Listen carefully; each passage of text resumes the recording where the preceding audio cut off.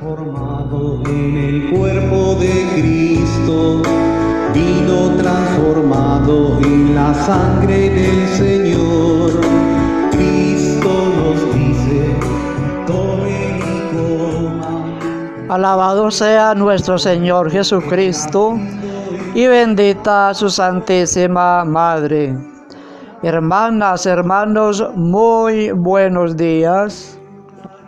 Viernes 19 de abril, tercera semana de la Pascua. Pongámonos en la presencia del Señor para que meditemos su santísima palabra. En el nombre del Padre, del Hijo y del Espíritu Santo. Amén.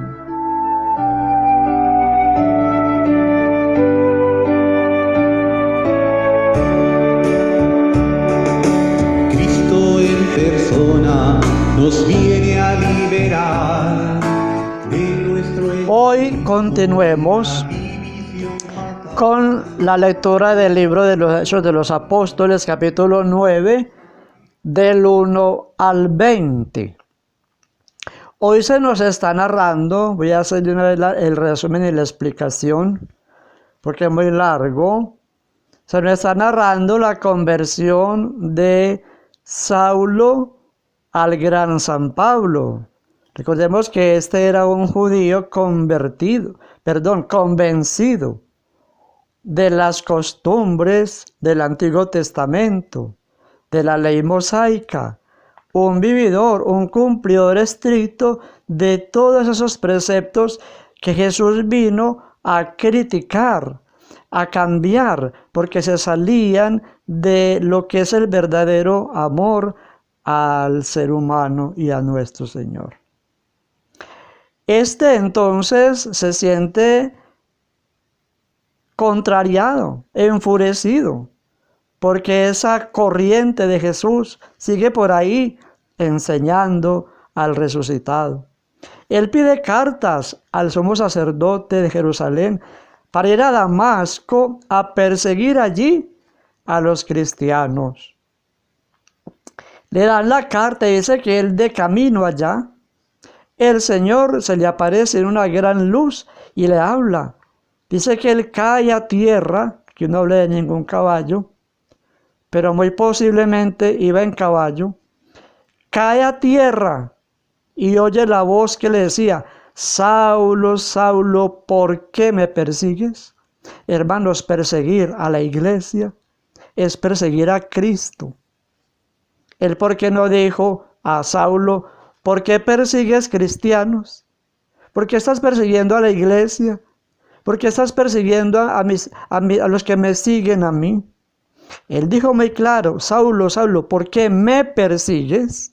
Porque la iglesia y Cristo son una sola cosa. ¿Por qué no entendemos esto? Cristo y la iglesia son una sola cosa, no están separados. El gran error de tanta gente que dice: yo creo en Dios, yo rezo en mi casa, yo leo la Biblia en mi casa, no necesito ir a esa iglesia donde esos sacerdotes hipócritas. No, queridos hermanos, yo no puedo tener una fe a mi manera. Hay una iglesia que Jesús fundó y en esa iglesia hay que estar congregados, porque ahí está la presencia real del Señor. Saulo, Saulo, ¿por qué me persigues?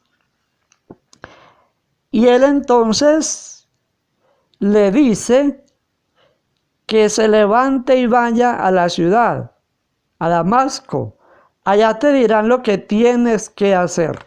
Dice que los que iban con él lo cogen y lo llevan porque quedó ciego. El Señor también suscitó en un tal Ananías, que le dice que vaya a la calle tal, a la casa de un tal Judas, porque allí está Saulo. Necesito que tú vayas y le impongas las manos y lo cures. Entonces él va, porque el Señor, así como le habló a Saulo que fuera a Damasco y allí te dirán lo que tienes que hacer, así también iluminó a Ananías para que fuera exactamente a la casa donde estaba Saulo. El Señor es el dueño de la iglesia. el dueño de la historia de la salvación. Todo no acontece como por casualidad, por caprichos humanos. Dios es el que promueve y orienta todo, lo dirige todo con su sabiduría, según su voluntad. Y luego dice, como ayer también, el encuentro de Felipe con el eunuco, con el etíope. Recordemos que Dios fue favoreciendo todo ese encuentro. El Señor favorece encuentros en nuestras vidas. ¿Cuántas veces una persona llega a nuestra vida a hacernos un bien que estamos necesitando? Esta era la persona que yo necesitaba. Dios, el Señor, suscita esos encuentros y Él actúa en nuestra historia, porque Él conoce nuestra historia, nuestra realidad, y la ilumina y la ayuda. Pablo entonces se pone en manos de Ananías y él lo bautiza. Le impone las manos.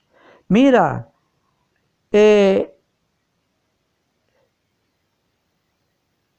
pregunta en casa de Judas por un Saulo de Tarso. Mira, está orando y ha visto en visión a un cierto Ananías que entra y le impone las manos para que recobre la vista. Ananías contestó: Señor, he oído a muchos hablar de que este individuo quiere acabar, perseguir la iglesia. El Señor le dice a Ananías que no tema, que ese es un instrumento para llevar mi nombre a todas partes. Dice que solo Ananías entró en la casa, le impuso las manos y dijo: hermano Saulo, el Señor que se le apareció cuando venías por el camino, me ha enviado para que recobres la vista y seas lleno del Espíritu Santo. Hermano, el Espíritu Santo llega a la iglesia por medio de la imposición de las manos. Todo predicador, todo apóstol de la iglesia, todo ministro es porque se le han impuesto las manos de aquellos que vienen desde los apóstoles y desde Cristo. Nadie como rueda suelta podrá anunciar un evangelio distinto, a no ser que sea un anatema, un maldito, un hereje. Podría Saulo haber dicho: yo hablé con Jesús en persona, ya voy a empezar a predicar lo que me antoje y fundaré mi iglesia. Él va y se presenta a la iglesia para que allá le digan qué tiene que hacer y se somete.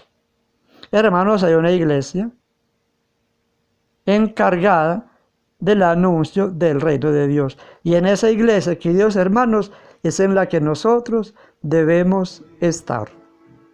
Alimentarnos con su sangre y con su cuerpo, Eucaristía, milagro de amor, Eucaristía.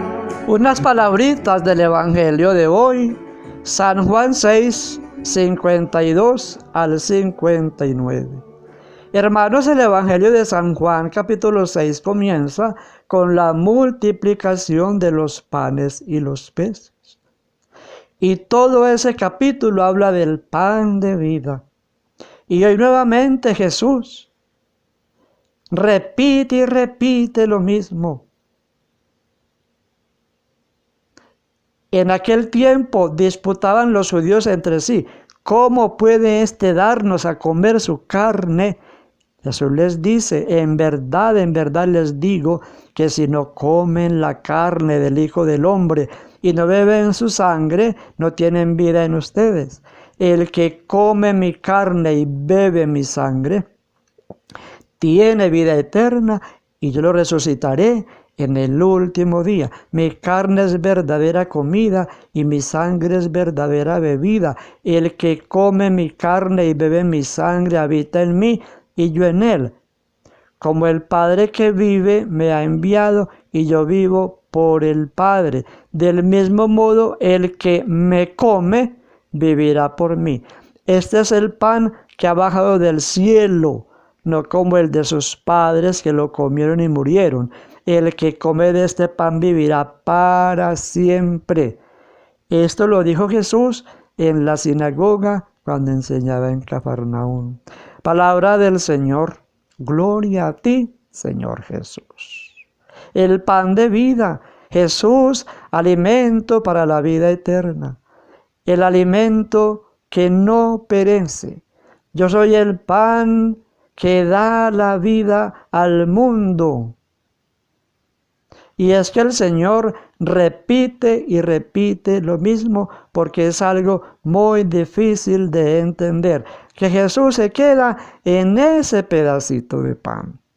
Por eso la fe del católico es una fe del verdadero católico, es una fe auténtica, porque se cree en el pan de vida. Y el católico humilde y sencillo no se cuestiona como el arrogante protestante, que eso es imposible, que cómo va a estar ahí el Señor con una simple bendición de un pecador. Jesús da la orden de hacer esto en memoria mía, y lo creemos ciegamente todos los católicos de fe, que Jesús verdaderamente está en el pan del altar. En el nombre del Padre, y del Hijo, y del Espíritu Santo. Amén.